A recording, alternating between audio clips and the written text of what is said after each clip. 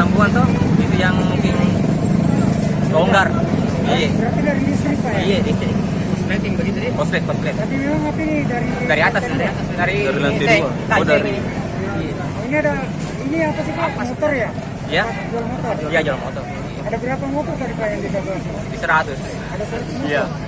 Tapi tidak ada yang muda Pak? Alhamdulillah ya. Ada. Sudah kosong semua. Tidak ada yang muda Iya. ya? Sudah kosong. Oh, apinya langsung Di atas, lihat. Pak? Iya. Barang-barang Habis itu. di atas 100. Iya. Terbakar apa biasa?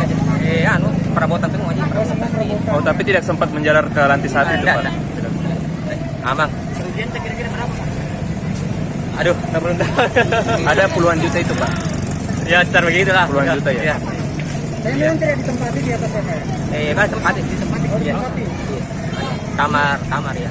Ini apinya memang awalnya kecil gitu atau Cuma asap dulu asap. Ini di dekat seng ini ada orang berdiri dari warna merah itu. Itu mulai itu. Kan ada sambungan listrik? kabel induk di situ dari PLN. Itu yang kemungkinan terbakar. Iya mungkin baunya itu bongkar. Konslet mungkin itu. Kebetulan ya ruko ini di samping kiri kanan itu adalah bengkel motor. Dekat dari pom bensin juga ya Pak ya? Iya, dekat dari pom bensin juga. Di sekitar cuma 10 meter dari pom bensin. Dari apa sih Pak penyebabnya Pak? Kemungkinan kosleting karena ini api langsung muncul tiba-tiba dari atas langsung membesar. Dari lantai 2 ya, Pak? Lantai 2. Tidak sampai ke lantai bawah Pak? Sampai ke lantai bawah ada sedikit nanti langsung diantisipasi oleh anggota.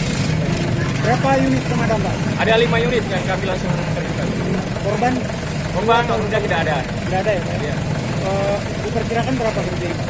Kerugian kita juga tidak bisa taksir kerugian sementara ya. Mungkin masih butuh investigasi dulu.